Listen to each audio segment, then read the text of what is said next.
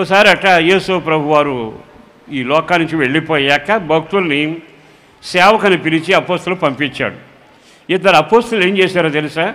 సాయంకాలం వేళ 3 గంటలు అవుతుంటే గుడిలో ప్రార్థన చేసుకోవడానికి బయలుదేరి వెళ్ళారు. ఆ బయలుదేరి ఆ దేవాలయానికి వెళితే అక్కడ బిచ్చగాళ్ళు వరుసలో కూర్చున్నారు. కానీ జరిగింది ఏమిటో తెలుసా?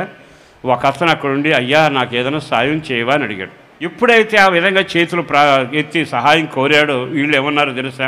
అయ్యా నువ్వు అడిగినట్టు వెండి బంగారం లేదయ్యా, నా దగ్గర ఒక తలాంతు ఉంది, అది నీకు ఇస్తానని చెప్పి యేసునామాన లేచి నడవమని చెప్పాడు అని ఆ ఇద్దరు కలిసి అతను ఇలా లేపబోయారు.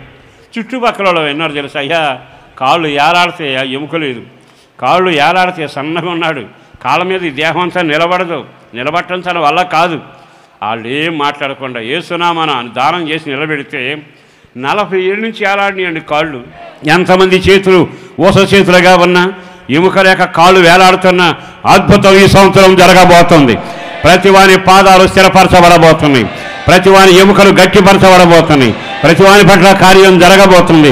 దేవుని కొరకు నిలబడుదువుగాక, దేవుని కొరకు ప్రయాసపడుదువుగాక, దేవుని కొరకు పరిగెత్తుదువుగాక, దేవుని మందిరంలో ప్రవేశించి స్తుతి చెల్లించుదువుగాక. వెంటనే ఆ ఇద్దరు ప్రార్థన చేశారు, కాళ్ళు వచ్చాయి.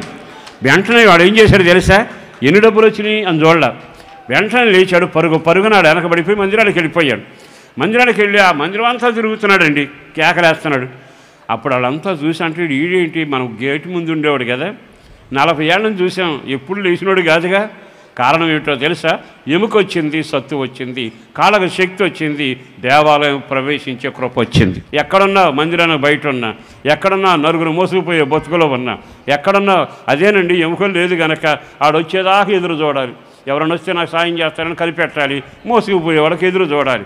ఇక నా కాళ్ళు వస్తే, నా ఎముకలు బలపరచబడితే, నేను కృపలో స్థిరపరచబడితే, విశ్వాసంలో బలపరచబడితే, అభిషేకంలో బలపరచబడి నా కాళ్ళు వస్తే ఎవరు నాకు అక్కరలేదు. నేనే దేవాలయంలో ఆరాధన చేస్తాను, నేనే కృపలో వర్ధిల్లగలుగుతాను, నేనే దీవెన పొందగలుగుతాను. వారు ఎరుగనే మార్గంలో ఆయన నడిపిస్తే నీ కాళ్ళు బలపరచబడినో గాక. నీ వ్యక్తిగత జీవితంలో ఆయన ఈ సంవత్సరం నిన్ను నడిపించడానికి ఇష్టపడుతున్నాడు. ఎరుగని త్రోవ, చెప్పండి ఏ త్రోవ? ఆ ఎరుగని త్రోవలో నువ్వు వెళతావు. నీకు అవసరమైన దానం చేసే సేవకులు నీ దగ్గరకు వస్తారు, దేవుని దూతలు వస్తారు, నిన్ను బలపరుస్తారు. నా దేవుడు నిన్ను కనికరించి మాటల ద్వారా మాట్లాడుతుండగా నీ వెరగని మార్గంలో, నీ ఎముకలు బలపరిచే మార్గంలో ప్రభు నిన్ను తీసుకుని వెళ్ళబోతున్నాడు. మరొక మాట ఏమిటంటే, నువ్వు వెళ్ళే మార్గంలో నిన్నంతా చీకటి ఇప్పుడంతా వెలుగు కలగబోతా ఉంది. ఆ వెలుగులో నడిపించబోతున్నాడు.